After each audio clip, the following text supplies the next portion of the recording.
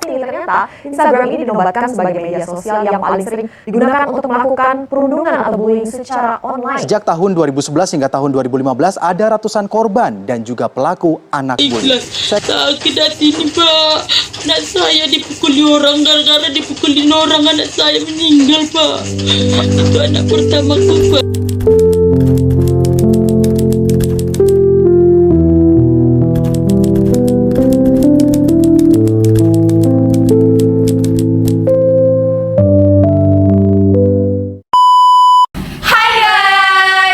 Balik lagi bareng sama aku Syahla dan aku Aliza di Kitchen Podcast.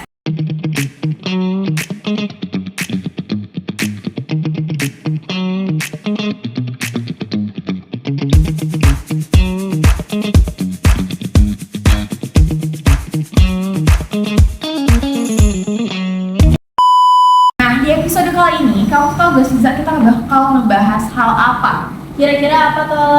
Jadi, aku bakal membahas satu hal yang turun-temurun dari generasi milenial, generasi Z yang paling sering kena, sampai generasi alpha. Dan kita bakal membahas tentang cyberbullying. Wih, seru banget tuh pembahasannya. Pastinya. Tapi guys, kita di sini nggak berdua aja. Kita kedatangan teman kita, yaitu Muhammad Faza. Faza mungkin boleh memperkenalkan diri secara singkat aja ke teman-teman yang di rumah nih. Siapa sih Faza ini? Oke, sebelum saya memperkenalkan diri saya sangat menghargai dulu kepada host Ala dan host Aliza. Ini benar-benar mereka antusias sekali untuk membuat podcast ini, mengundang saya, ya. Dan mereka benar-benar kalau dilihat ini penuh dengan energi sekali ya. Oke. Tadi sebelumnya udah disebutkan nama saya, yaitu Muhammad Faza. Nama lengkapnya itu ditambah satu lagi, yaitu Afibian, Muhammad Faza Afibian. Saya ini asli orang sini, yaitu Jakarta Barat, kebetulan di belakang Amaka, Kalideres, gitu ya. Nah, saya juga merupakan salah satu murid pelajar dari SMA 95 Jakarta. Oke. Nah, Faza, kan kamu kan masih pelajar nih ya. Kira-kira kesehariannya tuh apa aja sih? Wah, kesehariannya tuh sebenarnya keseharian kayak murid pada umumnya sebenarnya, ya. Kebetulan ini lagi di bulan Ramadan ya, paling ditambah-tambah bangun malam, sahur ya, terus maghrib untuk berbuka puasa, ya, terus seterusnya sama sih, seperti hari-hari biasa. Oke, tapi lo tuh sering gak sih menjaga kesehatan diri lo gitu? Wah, sering banget, aduh. Ini kalau diceritain nih, panjang kali ya. Cukup bilang aja sih kalau saudara, kalau gua tuh pernah gua tuh sampai sekarang tuh gua olahraga 2 kali dalam sehari olahraga. Tapi itu biasanya dalam seminggu itu gue biasanya 3 kali atau 4 kali. Faza, sebelumnya lu pernah tahu nggak sih cyberbullying itu apa? Cyberbullying, wah, sayangnya gue nggak pernah tahu, nggak pernah dengar itu cyberbullying itu apa. Oke, jadi mungkin gue bakal menjelaskan sekaligus kasih tahu nih ke teman-teman sekalian cyberbullying itu apa sih. Jadi, cyberbullying itu merupakan perundungan yang terjadi di dalam dunia maya. Biasanya, cyberbullying itu terjadi di berbagai platform media sosial. Bisa dari Instagram, bisa dari WhatsApp sekalipun lewat chat, bisa dari YouTube, TikTok, Twitter, dan lain-lain itu paling sering. Apalagi mungkin ya, Gen Z ini tahu banget kalau namanya di Twitter tuh ada digoreng di Twitter, alias itu tuh bisa aja dia tuh diomongin di Twitter gitu. Nah, cyberbullying ini tuh di Indonesia ini udah viral banget, tapi yang paling sering kasusnya terjadi itu gak cuma ada di Indonesia doang, tapi ada juga di Korea. Itu tuh paling banyak. Kalau kalian tahu idol-idol yang mungkin beberapa meninggal karena adanya cyberbullying, itu merupakan dampak dari perilaku perundungan di dalam dunia maya ini. Nah, di Indonesia, cyberbullying ini dilindungi atau diatur dalam Undang-Undang Nomor 11 Tahun 2008 dan tentang informasi dan transaksi elektronik atau UU ITE. Keren tuh, udah ada UU-nya ya di Indonesia. Betul. Dari Faza sendiri, lu pernah nggak sih ngalamin secara langsung atau pernah ngeliat temen lu sendiri yang mengalami cyberbullying? Jujur kalau cyberbullying ini kan perundungan secara online ya. Benar banget. Nah, kalau perundungan secara online tuh gue belum pernah ngerasain sebenarnya. Tapi mungkin teman lu atau Nah ini gue pernah temen, sebut aja ya inisialnya A ya, dia tuh nggak mau disebutin dalam podcast ini. Dia tuh pernah dibully, emang tuh sifatnya tuh dia tuh sebenarnya cowok tapi emang ada kemayu gitu loh, ada ya slay gitu ya bahasanya ya. Oke. Dia tuh sering posting di IG-nya ya, dia postingnya ya lu tau lah, posting kayak cowok yang agak slay tuh pasti gayanya udah ketara ya. Iya benar. Ya, kayak mau kayak gini lah, kayak dia kecewean pokoknya. Nah, itu banyak banget yang ngasih kolom komentarnya tuh jahat banget bener-bener. Gimana sih contohnya? Gitu, banci banget lu dasar lu pasti gay ya, sampai gitu gay serius. Serem banget. Makanya itu gue sebagai temannya tuh ngeliat kolom komentar itu sebenarnya sedih banget sih sebenarnya, karena gue kan sebagai teman yang benar-benar teman jadi ketemu secara langsung ya, itu dia tuh orang emang biasa aja, nggak ada tuh tujuan yang kayak lu gay itu dia nggak bener udah gay gitu. Emang walaupun gayanya yang kayak ada ke cewek Malibu gitu, tapi ya wajar lah, kan setiap orang memiliki perbedaan kan. Makanya dari situ sih ya gue benar-benar kayak wah ternyata ini yang disebut cyberbullying ya tadi ya, cyberbullying itu ternyata parah banget sih. Berarti lu tuh di sini berperan sebagai saksinya, Iya. yang melihat langsung. Iya betul. Wow, ternyata guys, kalau kalian tahu cyberbullying itu adalah satu tindakan yang gak cuma ngaruh doang atas image kita di media sosial, tapi itu juga ngaruh ke kesehatan mental. Kayak lu tadi lu seneng olahraga, tapi kalau mental lu gak sehat juga percuma. Betul. Bener banget. Nah, terus abis itu kan lu ini di sini notabene teman dekat atau gimana deh? Temen deket sebenarnya. Gua tuh dari lama udah temenan sama dia. Ada kali sekitar 12 tahun, 13 tahun. Udah lama banget ya. Nah, menurut lu tuh dari setelah dia terkena cyberbullying ini, ada nggak sih dampak signifikan yang kayak dia ubah dari diri dia kah, atau dampak signifikan yang emang keluar dari diri dia yang kayak setelah 12 tahun, 13 tahun pernah tadi kayak kok dia orang beda, ada nggak sih? Biar teman-temannya tahu ciri-ciri orang yang terkena cyberbullying. Kalau teman-teman sebagai saksi mungkin bisa tahu nih gimana sih orang yang kena cyberbullying, biar kalian juga bisa aware sama teman-teman kalian yang mungkin ngerasain cyberbullying juga. Ada. Kalau dibilang ada perubahan signifikan dari apa yang dia terima mengenai cyberbullying, ada. Pertama tuh yang semenjak gua tahu kalau di kalangan teman dia dikata-katain kayak gitu, ya. Gua lihat perubahan dia tuh kayak makin gak pede, tau gak sih? Biasanya di kelas tuh kan waktu pernah sekelas ya waktu SD ya. Nah itu dia tuh pede banget ya untuk maju, kalau ada guru ngasih pertanyaan dia maju jawab, kalau disuruh presentasi padahal pada nggak mau nih, pada takut, dia maju sendiri, kayak ketingkat kepercayaan dirinya tuh benar-benar wah tinggi banget semua. Nah habis itu dia juga menjauhin dari namanya internet. Terus dia tuh orangnya sering post. Nah, tapi emang sering postnya tuh di status WhatsApp ya. Kalau di IG tuh emang jarang. Nah, dia sering upload di status WhatsApp tuh banyak banget mengenai foto dirinya atau foto alam, atau dia lagi jalan-jalan terutama dirinya sama foto alam gitu ya.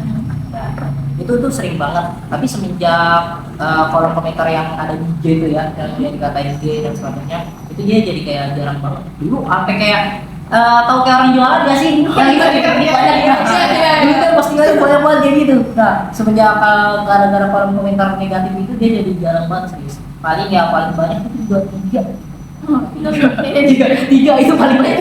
Itu sudah maksimal banget ya. Maksimal banget itu.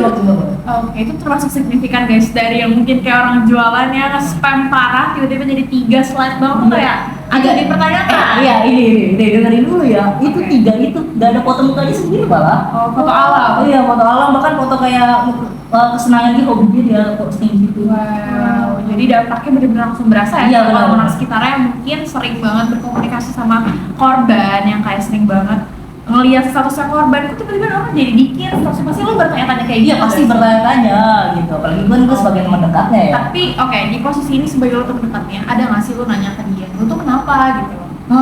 Pernah waktu itu pernah. Nah, gue nanya, kok lu jarang posting muka lu nih kan? Waktu itu kan postingnya kayak orang jualan tuh banyak banget ya. Tapi sejak dia kena cyberbullying itu jadi kayak jarang banget. Gue belum tahu tuh apakah alasannya betul karena di cyberbullying komentar negatif kayak gitu itu atau bukan. Gue coba tanya, dia tuh ngomong sama gue.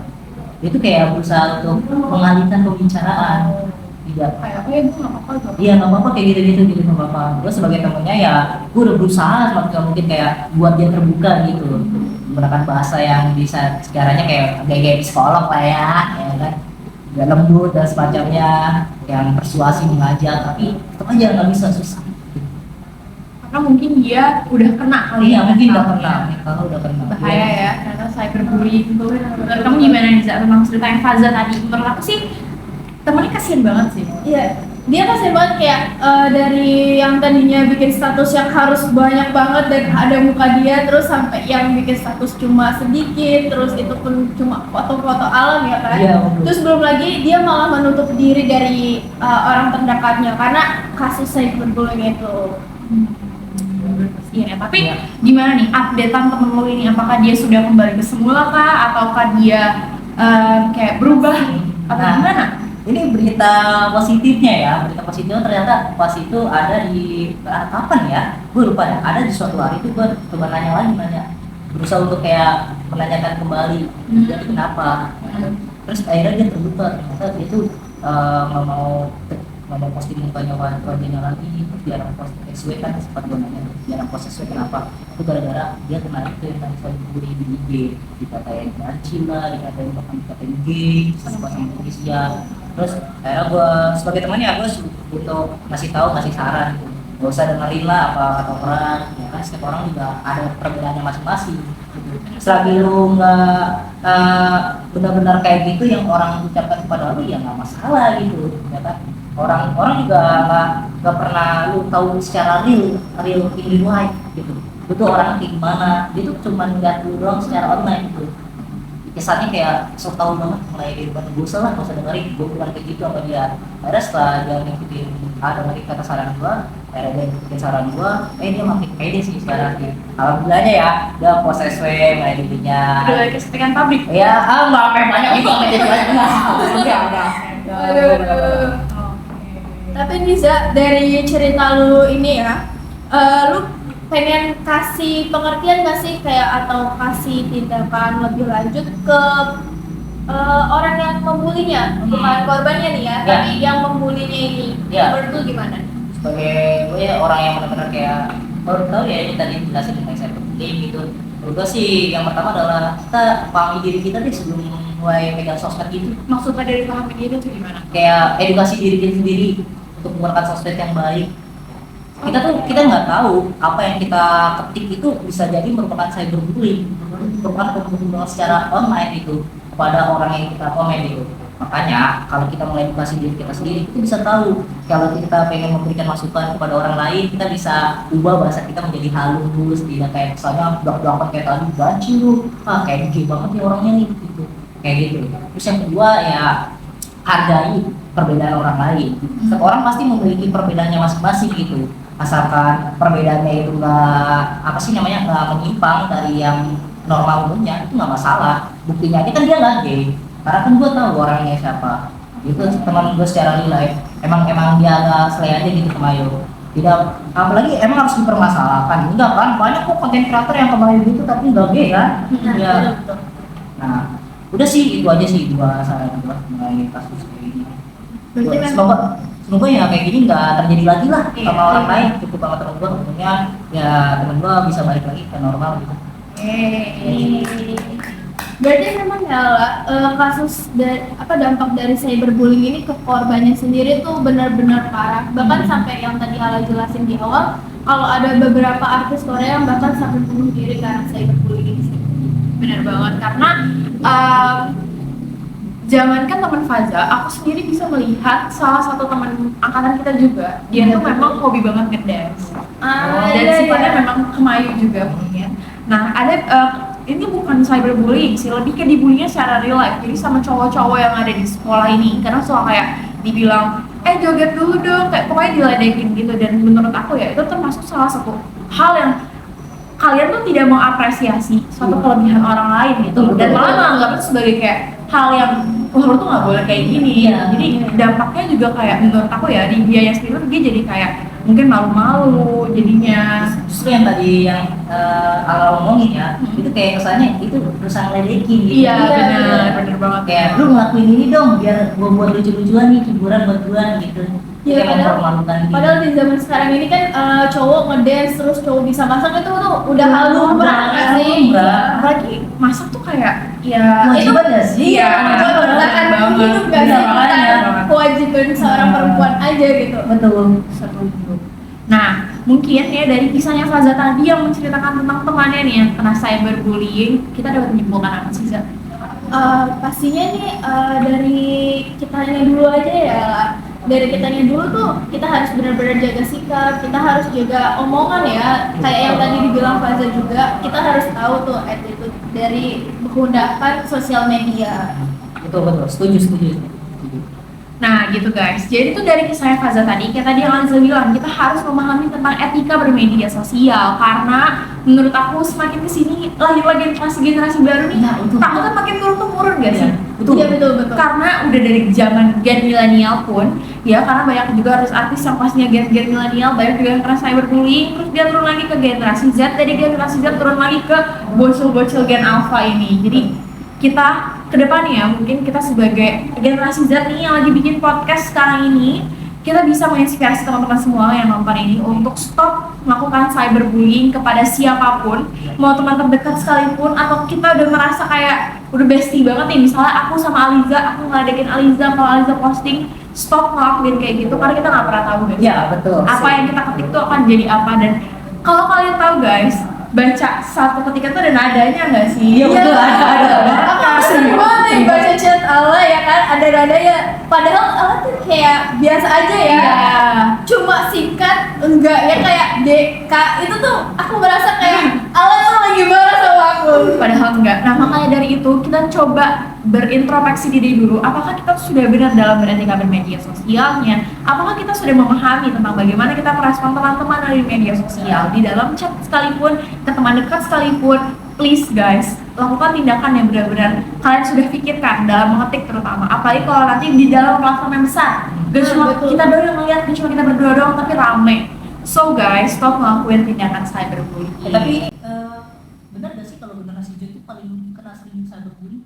Sejauh ini ya, jadi banyak banget berita, banyak banget generasi Z yang mungkin seumuran sama kita, bunuh diri bahkan karena dia terlalu stres sama kata-kata orang-orang, ya nggak sih? Iya benar-benar. Mereka tuh terlalu memikirkan apa kata orang, apalagi yang mereka tuh kan sekarang udah ada generasi Z tuh generasi yang memang teknologi lagi maju-maju ya kan. Kayak ada Instagram, terus ada Twitter dan lain-lain kan. Di sana tuh mereka lebih memikirkan komentar-komentar orang. Padahal mungkin kalau kita lihat secara pribadi atau real life-nya mereka ya, mereka kehidupannya baik-baik aja. Maksudnya teman-teman yang di sekitar mereka tuh positif lah. Iya. Tapi ketika mereka masuk ke media sosial malah dihujat. Nah, cerita agak dikit tambahin ya. Aku tuh termasuk orang yang ngerasa gak pede banget di media sosial. Jadi di first account itu gak pernah upload yang kayak literally di post, paling kayak cuma di story, karena aku takut banget terkena cyberbullying sejujurnya. Kayak takut banget kena komentar negatif atau diomongin dari belakang, kan kayak gak enak gitu ya. Jadi ya apa ya, aku sih sekarang sedang mencoba untuk membuka diri itu agar bisa mungkin ke depannya lebih pede lagi. Kamu ada cerita juga nggak? Kalau aku sendiri ya, aku lebih ke status WhatsApp sih. Biasanya kan aku status WhatsApp itu nggak jauh-jauh dari status WhatsApp yang berhubungan sama organisasi aja sih. Jadi kalau untuk pribadi aku sendiri, aku nggak pernah post karena beberapa kali mungkin ada orang yang melihat kurang ini kali ya lah. Mereka merasa aku tuh terlalu gimana ya, mereka ngeliat aku tuh beda kayak di real life sama di kehidupan di FB itu mereka melihatnya mungkin beda kali ya. Jadi mereka tuh Soalnya kayak ada dua persona yang berbeda. iya betul padahal menurut aku itu sama aja. Tapi karena mungkin kita juga nggak terlalu sering ketemu, jadi mereka mandangnya tuh beda banget ya. I see, oke. Namanya Masih apa bisa? Jadi namain ya? Iya, boleh. Cyberbullying ya. Soalnya pas itu aku tuh pernah baca-baca. Kebetulan aku tuh suka baca-baca artikel ya. Kalau misalnya ada waktu luang, aku baca tuh waktu di tahun 2019 apa 2020 ya. Banget ya? Ya, itu udah masih inget banget ya, saking soalnya ini parah bener. Ini parah banget. Kenapa? Karena pada waktu itu ada anak SD kayaknya, anak SD kelas 5 itu dia bunuh diri. Bunuh dirinya kenapa tahu? Karena ini pembulian cyberbullying di platform. Saya nggak tahu dia itu dikirimnya gimana. Yang pasti itu kayaknya seingat saya pas baca artikelnya itu dikirimin melalui status WhatsApp, sehingga status WhatsAppnya itu kesebar sama warga-warga kampung yang korban bully ini. Emang apa sih videonya? Video disebar yang disebar sama si pembuli tersebut itu isinya adalah ini anaknya itu pelecehan seksual. Jadi dia lagi dibully. Nah, bully secara langsung dari videoin. Nah, ketika videoin itu tuh dia dibully tuh banyak banget, di videonya kelihatan kayak banyak banget itu tuh dia dipegangin badannya, terus bagian maaf ya celananya itu dibuka ke bawah, terus yang salah satu pembunuhnya yang lain tuh megang kucing. Kucing bagian belakangnya tahu. Nah itu disodori ke Oh my god. itu dia. Dan di video lalu disebar. Iya disebar. Aduh, Makanya itu serem banget sih. dari artikelnya aku baca sih katanya 15 orang terlibat, Waduh, banyak lagi. teman sekelasnya itu Pak. Jahat ya. Makanya itu parah banget sih. Awal-awal sih sebelum bunuh diri dia tuh kayak benar-benar kayak aku tadi cerita sebelumnya ya, dia tuh udah dari nggak pede, nggak percaya diri ya, terus tiba-tiba dia turun kesehatannya karena kenapa dia tuh jadi nggak mau makan. Stres gak sih? Iya dia stres. Emang ternyata pas setelah dia maaf ya setelah dia meninggal dunia di ternyata ada kayak ya, kata dokternya sih kayak ini bahasa ininya bahasa kitanya ya itu mengalami stres dan depresi karena ada tekanan psikologis yang dialami saat pembunuhan itu dia. Jadi dia meninggal dunia karena hal tersebut itu juga faktor internalnya gara-gara dia kurang makan jadi gizi dia tuh kurang makan ya itu parah banget sih. Tapi ya alhamdulillahnya itu karena viral ya itu emang ini ada negatif dan positifnya ya. Viral negatifnya itu ya si korban ini jadi kayak gitu mengalami depresi sampai akhirnya bukan ini sih bukan diri tapi meninggal dunia. Maaf tadi yang koreksi ya, tadi bukan sendiri tapi meninggal dunia karena itu tadi kurang gizi sama jadi dia tuh kurang gizi karena mau makan sama ya karena ada tekanan psikologis ya depresi. Nah dia tuh yang terlibat ternyata udah digituin udah dimasukin ke bukan sel kayak udah dibawa ke persidangan gitu kan kayak udah dibawa ke jenjang hukum dan ya anak 15 anak ini udah diberikan hukuman yang setimpal ya. Tapi kita sebagai mungkin ya orang sekitar atau mungkin kita jadi korbannya sendiri ya, kita tuh harus aware sama diri kita sendiri nggak sih? Kayak kita misal mendapat pembulian walaupun secara cyberbullying ataupun secara langsung kita paling nggak mengadu ke teman dekat atau mungkin ke orang tua kita lah ya. Ya ini tadi aku pengen ngasih masukan diri juga mengenai kasus yang ini. Soalnya kayak gimana ya? Soalnya ternyata si korban ini ternyata kayak ini dia tuh sendiri, gak ada temannya sama sekali, gak ada yang menemani si korban ini. Makin gak ada teman cerita ya. Iya makin gak ada teman cerita. Jadi dia pakai takut. Dibully itu ditambah dia tuh kayak gak ada yang berusaha teman-temannya yang membelanya dan dia jadi sendiri dia karena ya kita kan kalau kita nggak semua orang sama ya mentalnya ya jadi ketika dibully ada yang laporin langsung ada atau cuma diem doang dibully terus-terusan jadi setiap orang beda-beda dan kemudian dalam kasus ini sih dia tuh nggak cerita ke siapa nggak ngadu ke guru nggak semacam gitu. Emang jujur emang bagus sih ini saran dari Pak Aliza ya itu kita harus ngadu sih walaupun memang kita tuh nggak kayak takut atau kita nggak kuat secara mental buat ngadu takut nanti wah awas aja lu nanti gitu-gitu ya kayak diancam gitu harusnya sih ya kita harus tetap memberanikan diri untuk ngadu kepada guru agar guru bisa menyelesaikan masalah tersebut. Iya. Supaya kejadiannya tuh nggak sampai yang harus memakan korban jiwa. Iya ya. betul. Tapi teman-teman di rumah nih, mungkin untuk sekedar mengingatkan aja ya.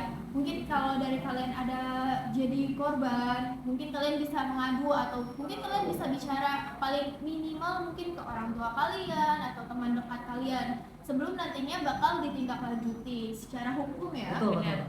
Karena balik lagi guys, tadi ya udah aku sebutin bahwa kasus perundungan ini tuh udah dilindungi sama Undang-Undang Nomor 11 tahun 2008 yang ada di UU ITE. Nah, kita udah ada di penghujung acara kita hari ini. Lumayan seru sih menurut aku. Seru banget malah ya. Seru banget sih, seru banget. Bahas satu hal lagi happening banget. Kita bahkan ngasih contoh kasus yang teman-teman semua dari real life kita sendiri. Dan mungkin terakhir aku mau berterima kasih juga ke Faza dan juga Aliza yang udah menemani kalian semua, menemani aku ya di episode kali ini ya yang udah membahas mengenai cyberbullying. Nah mungkin bisa aku rangkum dari kisah hari ini dari Faza, dari Aliza, dari aku sendiri bahwa cyberbullying ini sekarang lagi marak-maraknya. Aku harap teman-teman di rumah yang lagi nonton ini bukan salah satu pelaku dari cyberbullyingnya, tapi merupakan pendukung dari korbannya agar korbannya bisa speak up apa yang dia rasakan. Nah bagi kalian teman-teman yang merupakan korbannya, mungkin kalian juga bisa langsung aja bicara kepada orang terdekat kalian. Kalau misalnya kalian merasa nggak close atau dekat sama orang tua, mungkin bisa bicara ke teman atau ke guru yang mungkin bisa dibilang sebagai safe place-nya kalian. Dan jangan takut untuk speak up sekalipun di media sosial jika itu sudah terlalu keterlaluan gitu bagi kalian. Nah, sekali lagi aku ingatkan stop cyberbullying ya. Betul. Terutama Gen Z ya. Stop cyberbullying, stop mewariskan kepada generasi-generasi di bawah kita bahwa cyberbullying itu harus tetap terjadi. Dan aku ingatkan lagi, cyberbullying itu dapat terjadi di platform manapun, gak cuma di WhatsApp, gak cuma di Instagram, gak cuma di TikTok, di Twitter, bahkan di game. Game itu kayaknya paling banyak deh kadang. Iya, betul. betul. Kayaknya mereka bahasanya lebih kasar ya. Iya, Lebih kasar. parah lagi ya. Jadi stop cyberbullying. Sekian episode kali ini, aku Syahla pamit undur diri. Dan aku Aliza. Sampai jumpa di episode selanjutnya. Bye guys.